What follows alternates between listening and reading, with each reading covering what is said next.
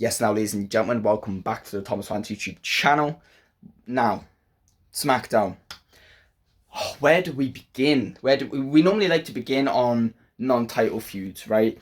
So we had Damian Priest enter the building and just immediately start brawling with Drew McIntyre. And at one point, Damian Priest was walking out, maybe to cut a promo, and Drew McIntyre started attacking him, and they kept fighting.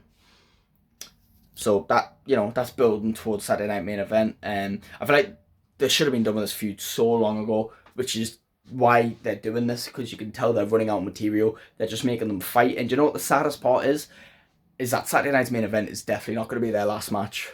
It's 100% not going to be their last match. Their last match is going to be a Money in the Bank or the PLE between Money in the Bank and SummerSlam, if there is one. And if not, potentially at SummerSlam, which sucks for Drew McIntyre, truly. But it is what it is, Money in the Bank, that's a non-title feud, right? So last week we had Alexa Bliss qualify, beating Chelsea Green and Michin. And last week we had Solo Sikoa beat Jimmy Uso and Rey Fenix. This week, matches got even better. We had Charlotte Flair, right? 14-time women's champion, 2-time Royal Rumble winner, holds basically all the women's records. You wouldn't expect her to lose. Julia, the new signee from NXT, was one of the quickest women to ever become NXT Women's Champion. You wouldn't expect her to lose. And Zelina Vega, the Women's United States Champion, you wouldn't expect her to lose because she's a mid-card champion.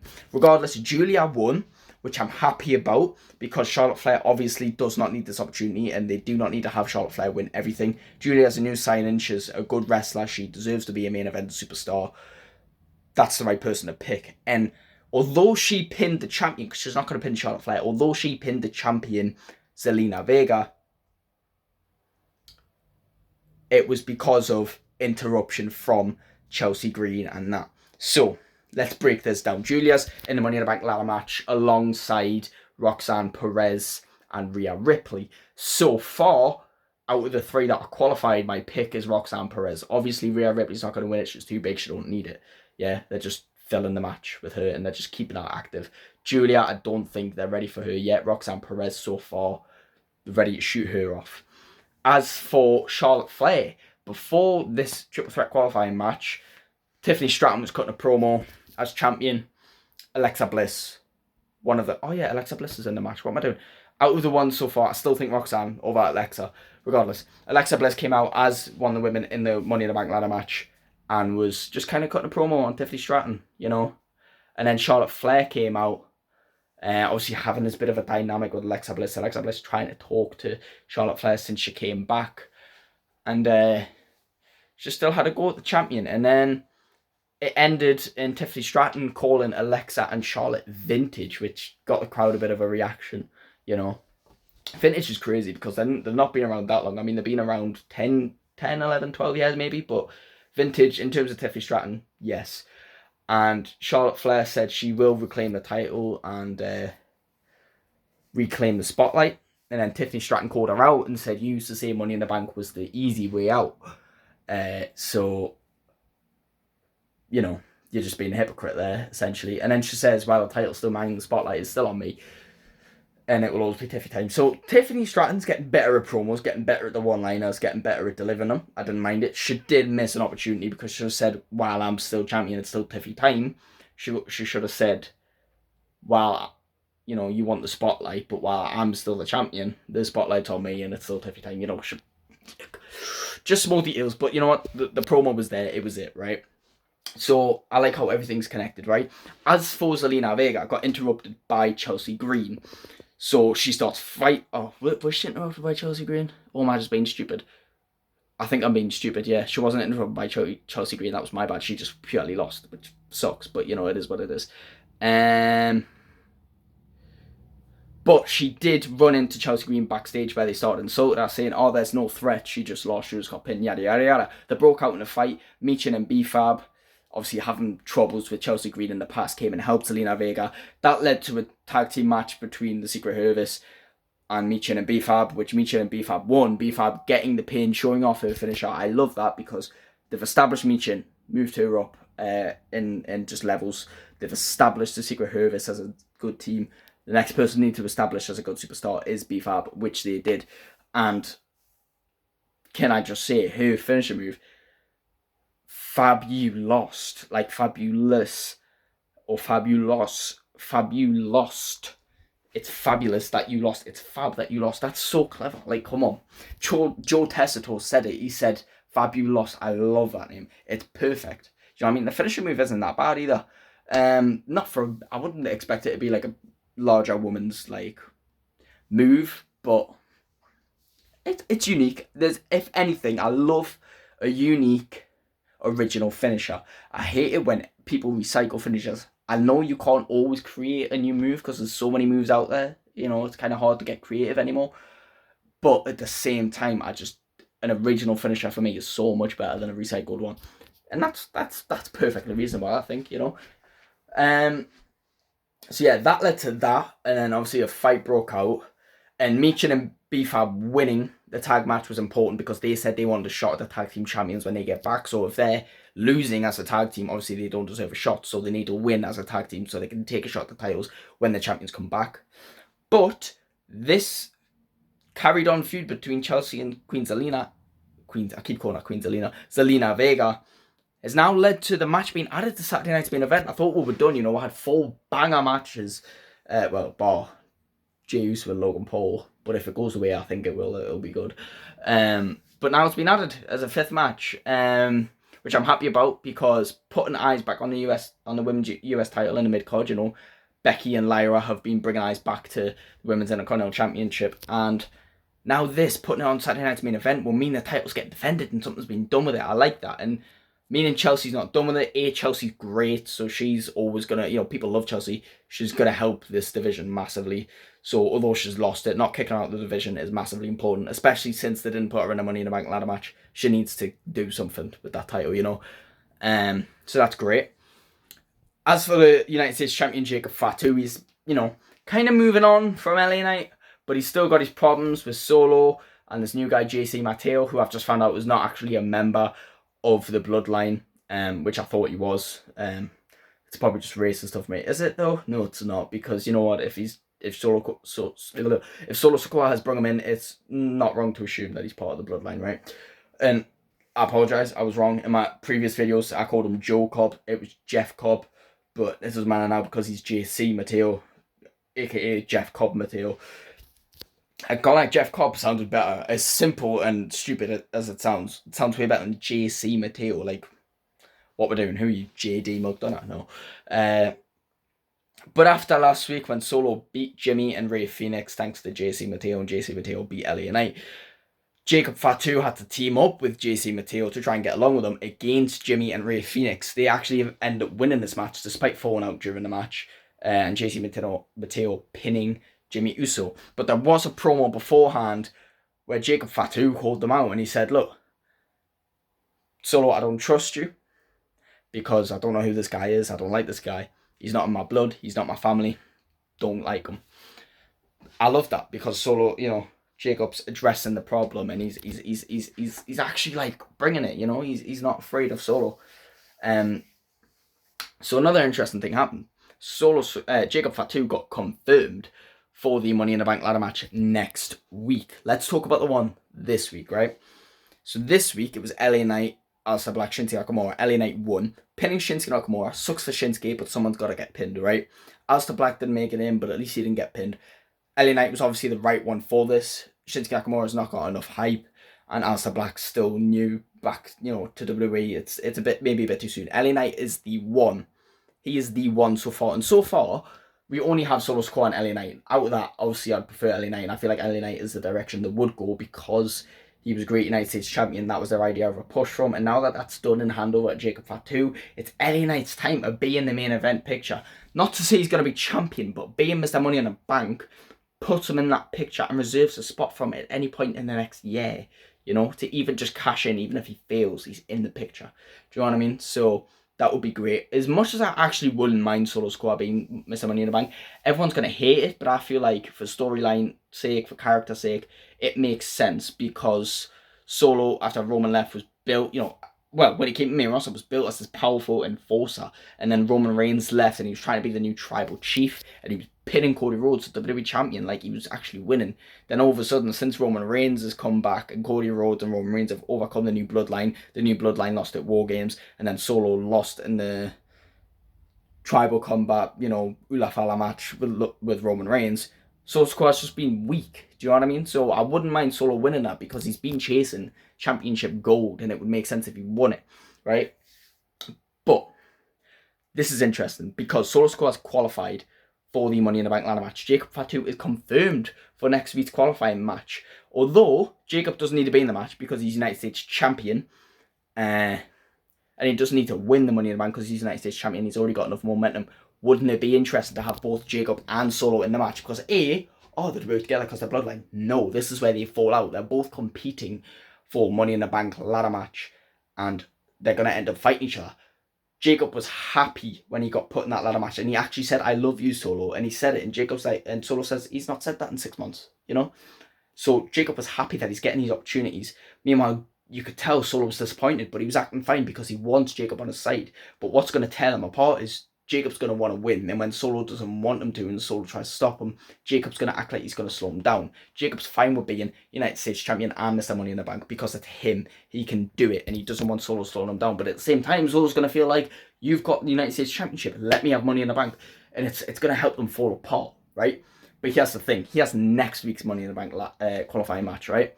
We have Jacob Fatu, we have Carmelo Hayes, we have Andrade. Now, obviously, I've spoken about Jacob Fatu's potential. If he was in that match, massive chance of winning, right?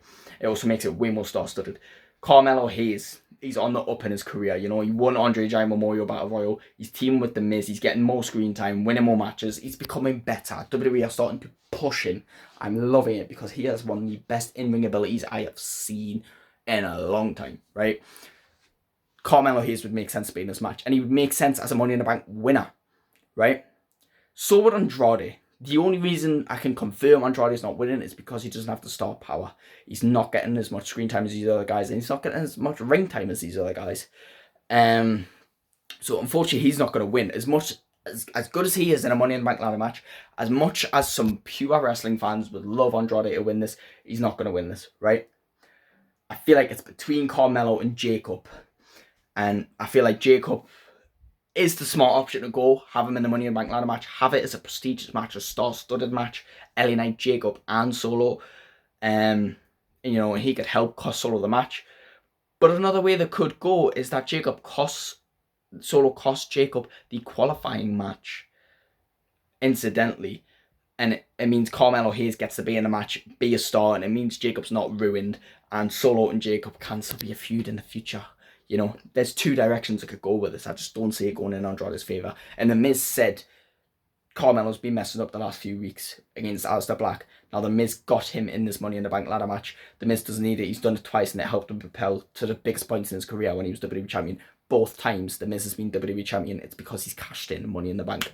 So he was given this opportunity that Carmelo Hayes. And Carmelo Hayes would be a fantastic Money in the Bank.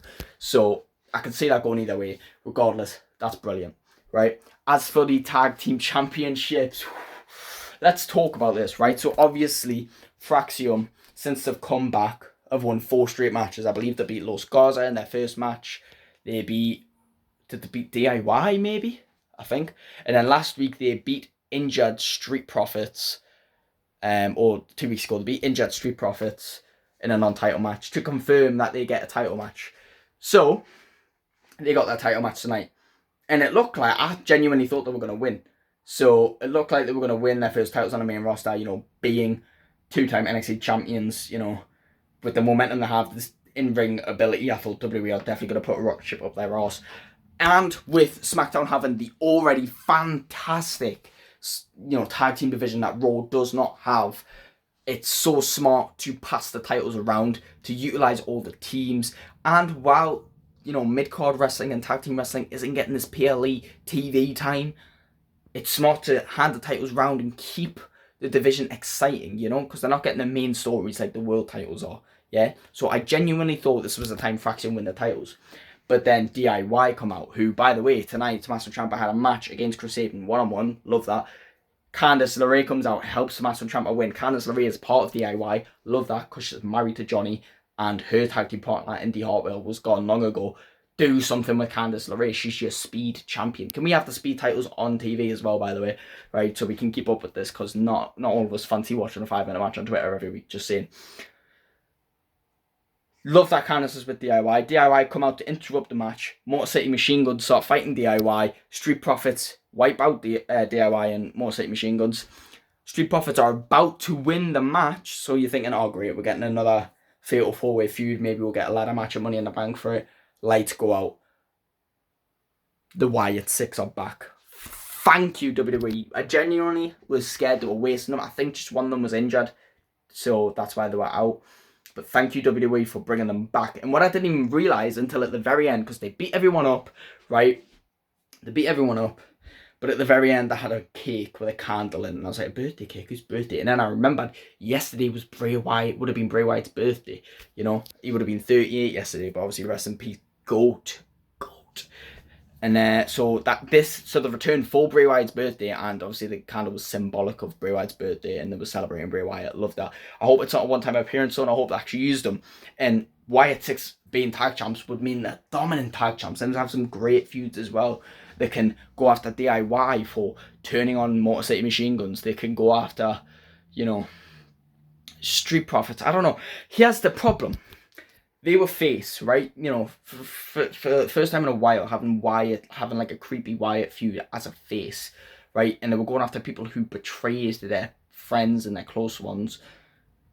But they just came out and attacked everyone. Are they heel?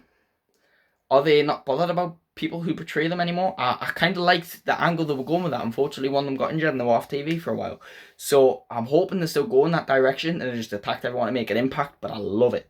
The reaction they got, everyone's still there for it. It seriously, like, I hope WWE used them well, because it honestly blows my mind that WWE haven't utilised the WYATT characters. I mean, look what they did with The Fiend.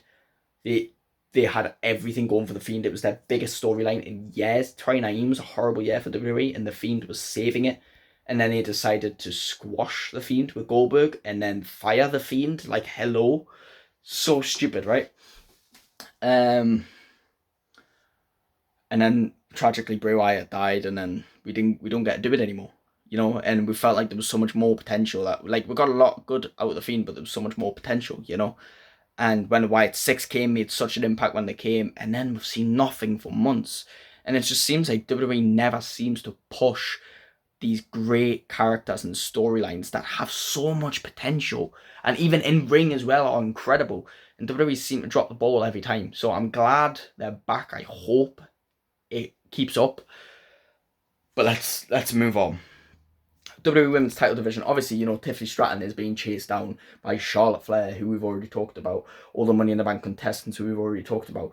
But Jade Cargill, Naomi, Nia Jax. Now, Nia Jax and Jade Cargill have had a match that Naomi's interrupted.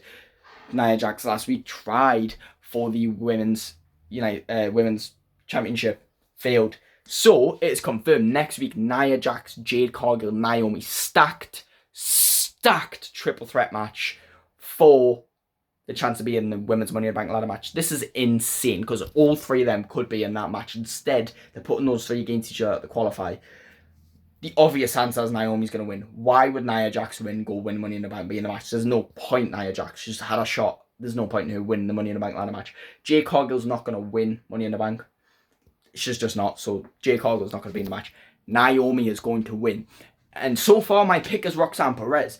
But if Naomi wins next week and she's in Money in the Bank, I am picking Naomi. Naomi's winning Money in the Bank. She's cashing in on Tiffany Stratton. She's taking the title. And then when we get Jade Cargill as champion, she's taking it off Naomi. And Naomi's holding it for a minute.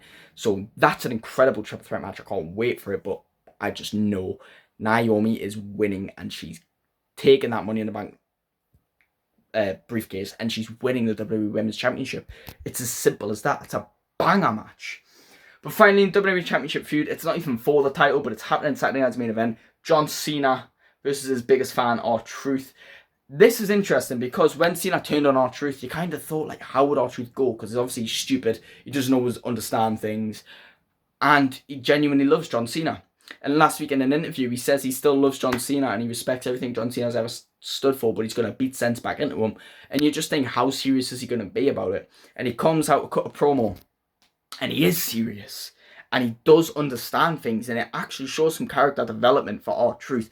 But at the same time, he's still standing by his character. And he's still remaining kayfabe. He's still saying, he's still saying, you know, John, I do love you, you know. But the guy I'm saying I don't like, you're obsessed with this championship. But it's not about the championship, it's about your ego. And he goes, I'm going to beat the hustle, loyalty, and respect back into you. And that's beautiful. R-Truth is willing to fight. And he's willing to take on his hero. Because he sees that the John Cena now is not the John Cena he loves. And the way WWE have planned this, and the way R-Truth is promoting this, is fantastic. Not losing who R-Truth is. And not ruining what we've built years for. Where R-Truth has been idolizing John Cena. We're still getting that, and R-Truth is taking the match seriously, and it's not going to be a joke. I'm genuinely excited for Saturday night's main event. Obviously, I'm not staying up to watch it. I work early in the morning, no chance. But I will make a predictions video, and that will be the next video out today. Thank you all so much for watching. Please like and subscribe, and I will see you in the next one. Goodbye.